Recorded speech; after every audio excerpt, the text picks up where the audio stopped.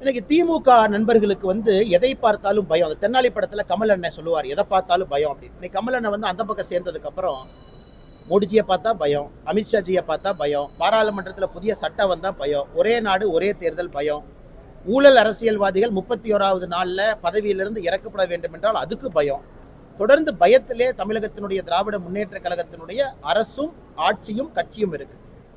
இன்னைக்கு திருநெல்வேலியில் நீங்கள் சொன்னீங்க, அமித்ஷாஜி அவர்களை வரவேற்று திமுக காரங்க என்னைக்குமே போஸ்ட் ஒட்ட போறதில்லை. ஏதாச்சும் ஒன்று யோசிச்சு அவங்க ஒட்டணும்.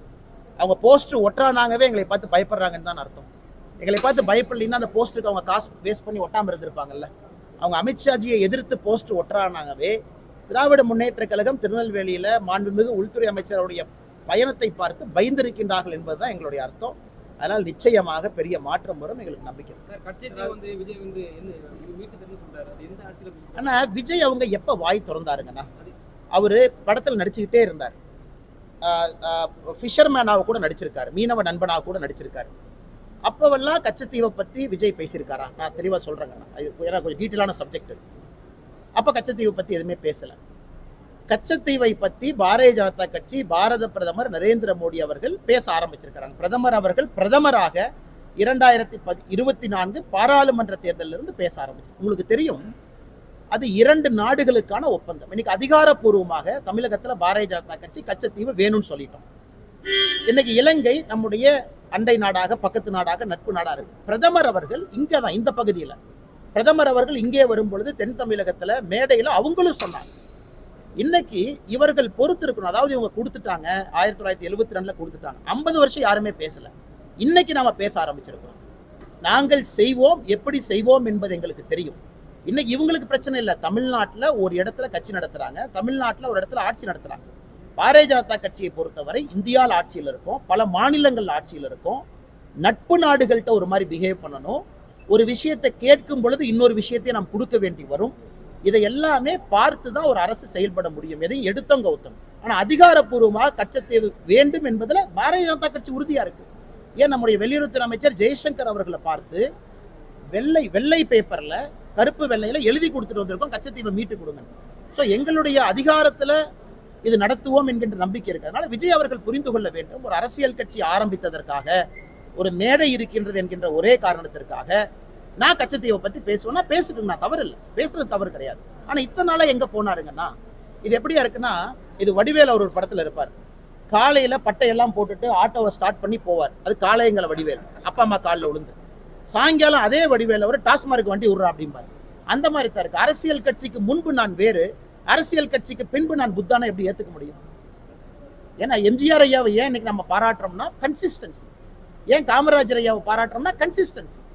எதற்கு மாபெரும் தலைவர்களை பாராட்டுறோம்னா கன்சிஸ்டன்சி. இதே கன்சிஸ்டன்சியோடு விஜய் அவர்கள் இன்னும் 10 ஆண்டுகள் இருக்கிறாங்க அப்படின்னா நான் ஏத்துக்கிறேன். அவர் அரசியல் இன்னைக்கு வந்திருக்காங்க, இன்னைக்கு 2 மேடையில பேசியிருக்காங்க, இன்னைக்கு 1 வருஷமா கருத்து வைக்கிறாங்க. இதே 10 வருஷமா கருத்து வைக்கிட்டோம், அந்த கருத்துக்கு ஒரு வலிமை இருக்கும். கட்சி ஆரம்பித்ததற்காக, பேச வேண்டும் என்பதற்காக திரு விஜய் அவர்கள் இந்த கருத்தை வைப்பதாகத்தான் நாங்கள் பார்க்கிறோம். ஆனா இலங்கை மீனவர்கள் எத்தனை பேர்த்த நம்ம மீட்டுக்கோங்கிற புள்ளி விவரம் விஜய் அவர்களுக்கு தெரியுமா? ஆயிரக்கணக்கான மீனவர்களை மீட்டு கொண்டு வந்து கொண்டே இருக்கின்றோம். அவர் பேச பேச மீனவர்கள் மீட்டுக்கிட்டே தான் இருக்கிறோம், பேச பேச நடந்துகிட்டே தான் இருக்கு. தமிழக பாரதிய ஜனதா கட்சி எத்தனை முறை டெல்லிக்கு போய் எத்தனை மீனவர்களை மீட்டு கொண்டு நாங்கள் பேசணும்னு அவருக்கு தெரியுமா?